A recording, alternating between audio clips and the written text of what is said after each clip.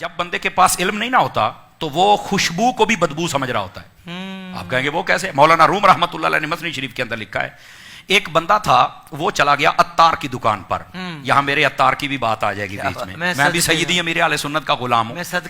کئیوں کو امیر اہل سنت کی بھی کوئی بات سمجھ نہیں نہ آتی, پھر وہ بھی اپنی عقل کے گھوڑے دوڑانا شروع کر دیتے, یہاں یہ ہے یہاں یہ ہے. اور میں نے کہا بیٹا تو یہ بات سن, تجھے پھر پتہ چلے گا عطار عطار ہوتا ہے, تو اپنی عقل کا علاج کرا.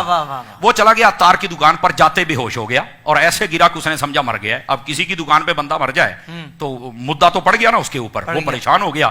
اس نے جلدی سے بندہ پہچانا کہ فلاں ہے, اپنے جناب ملازم کو بھگایا اس کے گھر, یار یہ بندہ بے ہوش ہو گیا. اس کا بھائی آیا, اس نے کہا کیا ہوا ہے؟ اس نے کہا ایسے ایسے دکان میں آتے بے ہوش ہو گیا. اس نے کہا یہ ابھی ٹھیک ہو جائے گا. وہ کیسے؟ وہ باہر گیا گلی کے اندر سے کہیں گوبر تلاش کر کے لے کے آیا. مولانا روم نے مسنوی کے اندر لکھا ہے اس نے گوبر اس کے ناک کو لگائی تو وہ اٹھ کے بیٹھ گیا, اور اٹھ کے بیٹھا تو کہتا چل گھر, تیرا کیا کام ہے یہاں؟ وہ گھر چلا گیا.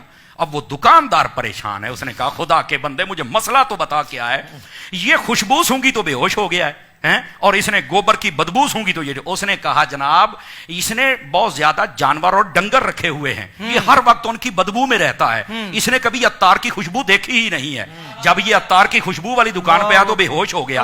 اب جو رہتے ہی ناسبیت و خارجیت و رافضیت و تفضیلیت کی بدبو میں ہے, جب وہ حضرت عطار کی دکان پر آتے ہیں بے ہوش تو ہوتے ہیں نا. اصل مسئلہ یہ ہے, اس واسطے پھر ان کو حضرت عطار کی بات سمجھ نہیں. میرا خیال ہے ساری بات تو کھل کے ہی گئی مال کا دی مہربانی ہے جناب. تو کہنے کا مقصد یہ ہے کہ یہ جو حضرت عطار کی بات سن کر بے ہوش ہونے والے لوگ ہیں نا, میں کہتا ہوں تم گند سے نکلو, تم عطار کے پاس بیٹھنے کی کوشش کرو, بات سنو, تمہیں پتا چلے. بس اوقات یہ سمجھتے ہیں کہ جناب آپ نہیں نکلتے ہو, میں کہا چپ کر ہوئے, تم ہی ساڈے سر تے دکان چلاوندا پے ہیں, چپ کر, تیری مہربانی, ساڈے کو زیادہ گلاں نہ کرا.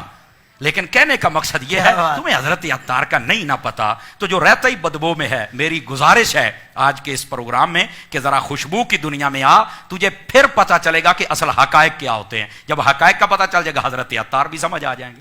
اگر آپ ابایا لینا چاہتے ہیں اور کہیں پسند نہیں آ رہا, فکر نہ کیجیے, طاہر قادری ابایا کے پاس بہت خوبصورت کلیکشن ہے. آپ دنیا میں کہیں بھی رہتے ہوں, جلدی سے وزٹ کیجیے www.tahirqadriabaya.com اور اپنی پسند کا ابایا آرڈر کیجیے.